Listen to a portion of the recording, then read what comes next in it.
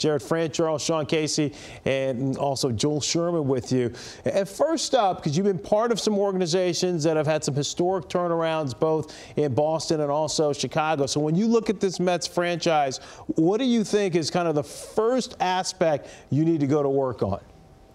I think right away just going to work on overall roster depth is really important. You know, it's critical to have quality depth, you know, as you fill the roster out. And for me with the Mets, that's an area that seems to be actionable immediately. So we're already on top of that. We'll continue to do that. It's not only roster depth at the major league level, but down below in AAA. So I think that's the first order of business. And then, you know, just seeing how the market continues to shape up this offseason, maintaining our flexibility as we make decisions and trying to put ourselves in a position of leverage every time we make a move. Jared, Joel Sherman here. Consider this the first of many questions to come while you're in New York with me.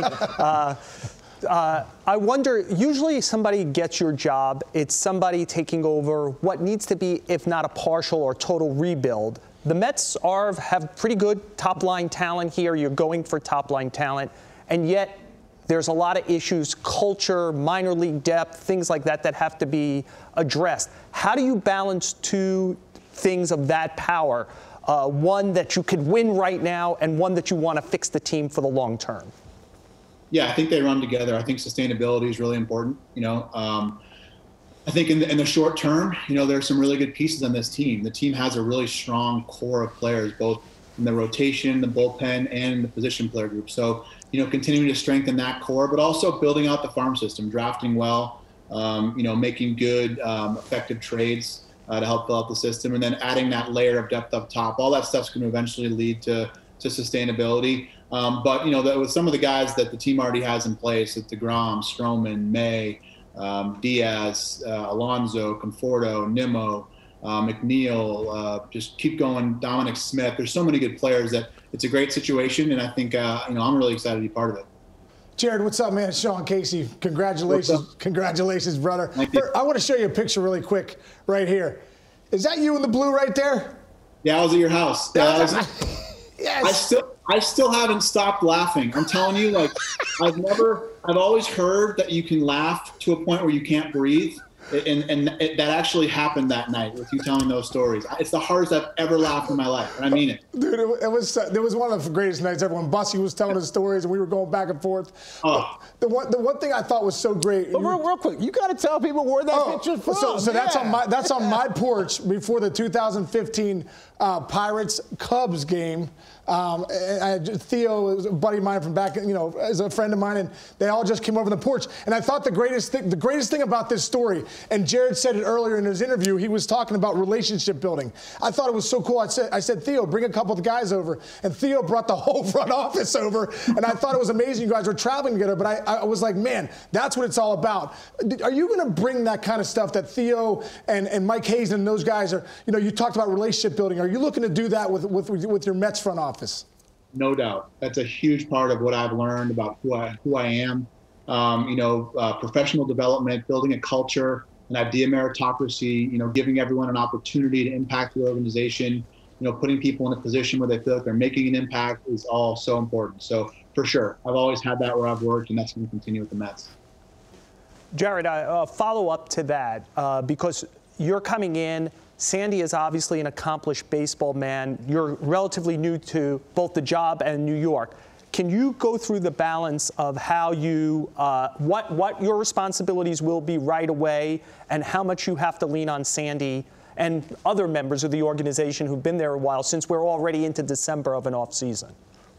Yeah, well, certainly the opportunity to work, you know, with and for someone like Sandy with his experience level, his track record, his leadership abilities is so exciting to me. And it was a big part of the appeal for this job, you know. So I'm sure I'll lean on him a lot. And you know, on top of that, you know, with Bryn Alderson, with Tom Tanis, Ian Levin, you know, other guys we've talked to in the organization, you know, there's going to be a lot of learning on my end as well. You know, I think as far as immediate things, it's getting a handle on the roster, you know, on trade targets, on free agent targets, you know, both major league and minor league, and then making sure that we invest in the right people as we bring staff on board and start to create that culture that Sean referenced. Jared, you've worked in some big markets with some huge fan bases in Boston and Chicago, also out in Arizona as well. How do you think that's going to prepare you for what you think is to come in dealing with another huge fan base in the biggest city in the world? Yeah, it's a great question. You know, it certainly energizes me. I love passionate people, passionate fans. An engaged and energized fan base is something that's great. You know, it certainly will energize me, and I'm sure it motivates the players. And you know, I'm excited. You know, coming from Boston and Chicago specifically, talking about the bigger markets, I was able to see, you know, how Theo and Jed and Ben, you know, and others operate in that arena, and it's certainly something that I've learned a lot from along the way, and I'll use it as guidance all the time. Jared, can you talk about you truly have worked your way up from an intern, you know, to player development, from scouting. You know, how does that help you now taking over the reins as the big guy with the Mets?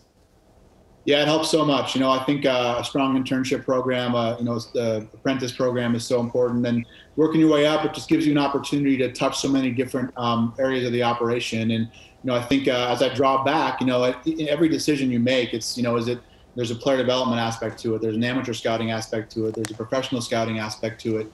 You know, there's a research and development aspect to it. So, you know, having experience in all those areas, you know, I feel very fortunate that I was given those opportunities by leaders in other organizations. And yeah, I'm all in on the collaboration and the deep decision-making process. All right, DJ LeMahieu, George Springer, Trevor Bauer. I mean, who's next? You want to break news right now? We'll take it. We'll take it. A lot of good players out there. You know, like Sandy said and I said, we're engaging and evaluating all pockets of the market, and we'll continue to do that. Spoken like a true general manager. You were ready for the job. Jared Porter, brand new Mets GM. We appreciate you spending a little time with us, and good luck in 2021 and moving on.